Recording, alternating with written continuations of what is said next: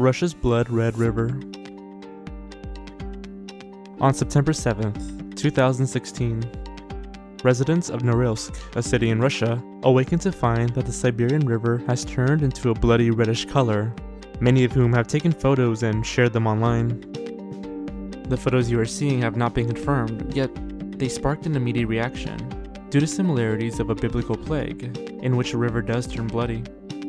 An investigation was launched into solving the mystery, and two theories were brought up in order to explain the color change. According to National Geographic, the first is that the red color comes from the large quantity of iron that occurs naturally in the ground in that region. The second is a chemical leak. Later on, Russia's Minister of Natural Resources said in an official statement that the change in color came from leaked chemicals as a result of a broken pipe from a nearby nickel factory. However, they never specified which chemical. Of course, the company denied all allegations and stated that the river has returned to its normal color. Surprisingly, this isn't the first time the river has turned red, as social media users have reported a similar event happening back in June. Luckily, the river isn't connected to a public water supply, so this had no effect on the city's drinking water.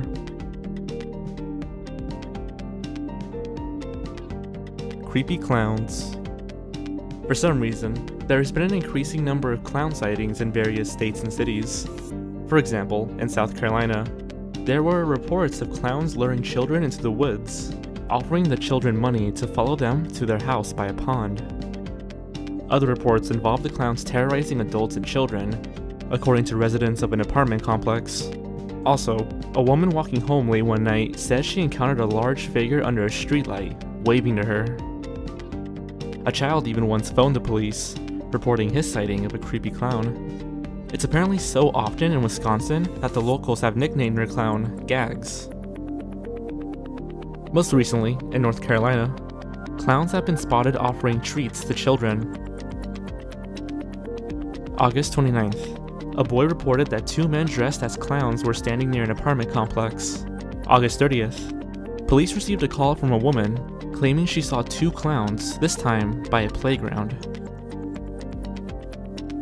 August 31st, a person wearing a clown mask was spotted walking towards the backyard of a person's home.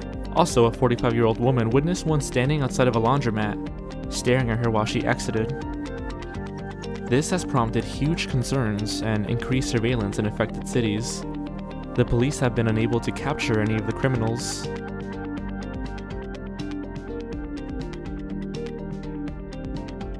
Pig masks.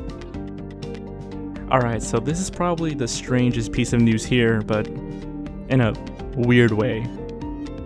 In a small city in Sweden, two teenagers playing Pokemon Go were met with an unforgettable encounter. They were approached by two people, seemingly a couple, wearing rubber pig masks. One was wearing a shirt that said King, and the other wearing a shirt that said Queen. The teenager's mother reported the incident to the police, saying that they wore rubber masks depicting pigs' heads, and they started screaming and waving a green laser. One of the teens was hit in the face by this laser, and they were rushed home. The couple were then spotted later on by motorcyclists. They were spotted having sex by a water wheel, and yes, they still had their masks on. This incident made national headlines over the absurdity of the situation, despite there being very little known about what had happened. Their identities and whereabouts remain unknown.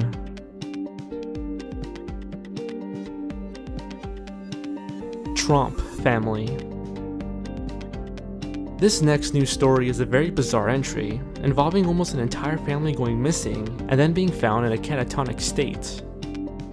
The Trump family consists of 5 members, mother and father Jacoba and Mark respectively, and their 3 adult children, Rihanna, Mitchell, and Ella.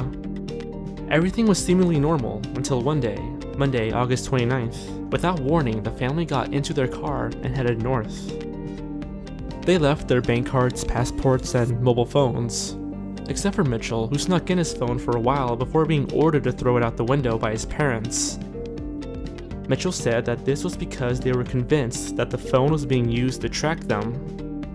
They drove day and night until 7 o'clock when they reached the town of Bathurst, 800 kilometers away.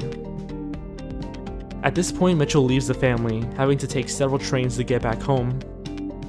The other two children, Rihanna and Ella, have remained sane for the most part. Later, on Tuesday morning, the remaining Trumps drove east to a popular tourist spot, the Genelin Caves. It was there when Rihanna and Ella decided that they wanted to go back home. They stole a car and headed back south to their city in Goulburn. However, the two sisters then parted their own ways. Ella went back home to feed their horses. She was the first one to make it back on Tuesday night. Mitchell would arrive the next morning. However, Rihanna was found in the back of someone's moving vehicle. She was noticed by the driver after almost an hour of driving it. He pulled over and found that Rihanna didn't know her name or where she was. She was sent to the hospital for psychiatric care. Wednesday, August 31st. The two parents also separate from each other.